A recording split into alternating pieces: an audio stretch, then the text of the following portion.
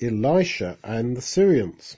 Now the king of Syria was fighting against Israel, and he took advice with his servants, saying, "My camp will be in such and such a place." The man of God, that's Elisha, sent to the king of Israel, saying, "Beware that you don't pass by such a place, for the Syrians are coming that way." The king of Israel sent to the place which Elisha, the man of God, had told him and warned him about, and he saved himself there several times. The heart of the king of Syria was really worried about this, and he called his servants and said to them, "Won't you show me which one of us is for the king of Israel?" One of his servants said, "None of us are, my lord, O king, but Elisha, the prophet who is in Israel, tells the king of Israel the words that you speak in your bedroom." So, you see, God knows the words we speak in our bedroom and every thought of every heart and mind in the world. And so this servant of the king of Syria knew that, and he said, "Well, of course, Elisha is the man of God. He knows all these things. He knows what we're saying in our battle plans when where we're thinking of putting our camp. He knows what we're talking about privately."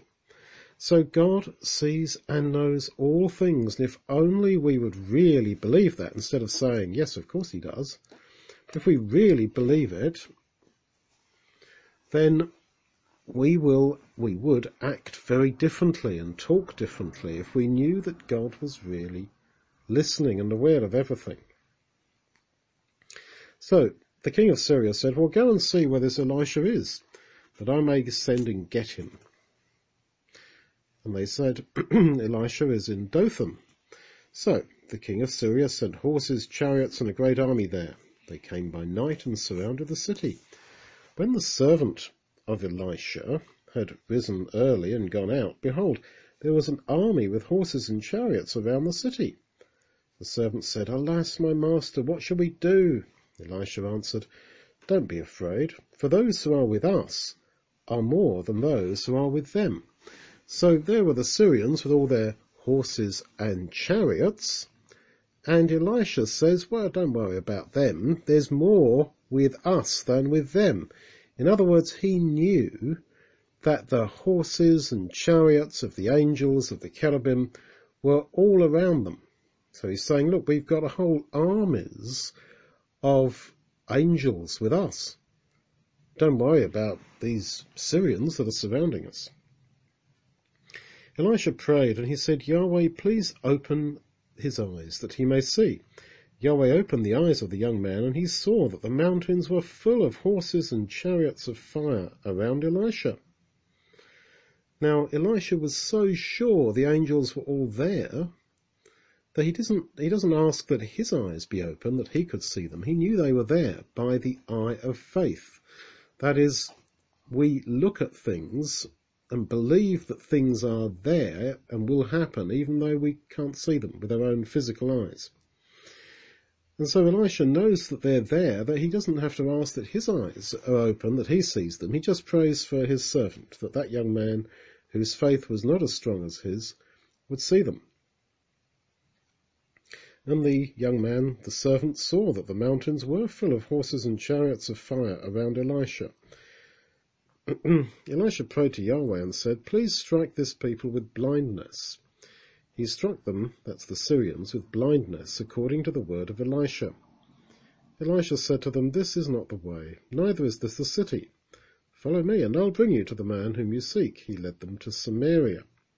So just imagine Elisha leading an army of the enemy, of the Syrians, from one town to another. How? Well, they were blind, so he had to show them the way. It happened, when they had come into Samaria, that Elisha said, "Yahweh, open the eyes of these men that they may see." Yahweh opened their eyes, and they realized that they were in the middle of Samaria. How would it be possible if they weren't blind? Well, they were blind. They were made blind. But if they weren't blind... Well, no, then they would have captured Elisha. They'd been told to go and get Elisha.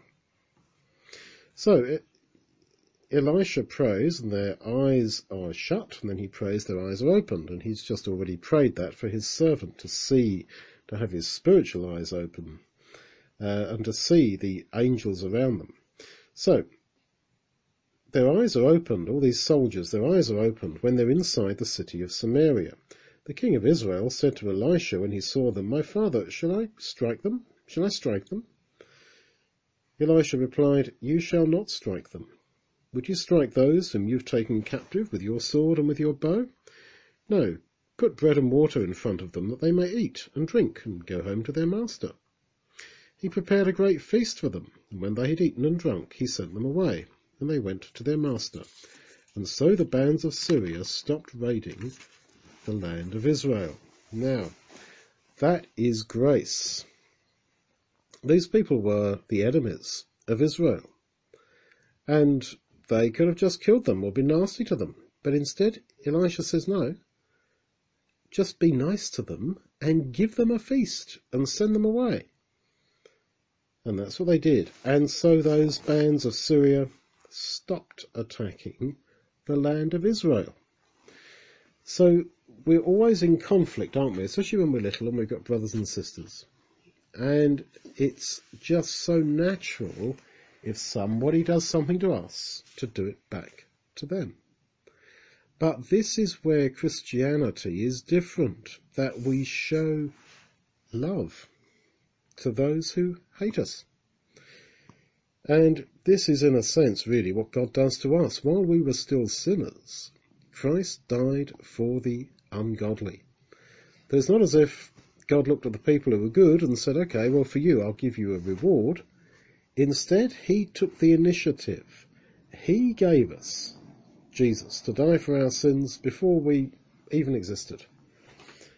And only later in our lives do we come to Jesus and accept him. So it's all of grace. And this giving people a feast, this is really a sign of special kindness. And we have that really when we do the breaking of bread. That this is the feast of God's grace, of God's love, of his acceptance of us. So there's a lot of things here that people's eyes can be closed and opened, just as happened to Saul or Paul on the way to Damascus. And there are times when some people just don't see what we can see. And we have to be patient, because we were once like them as well.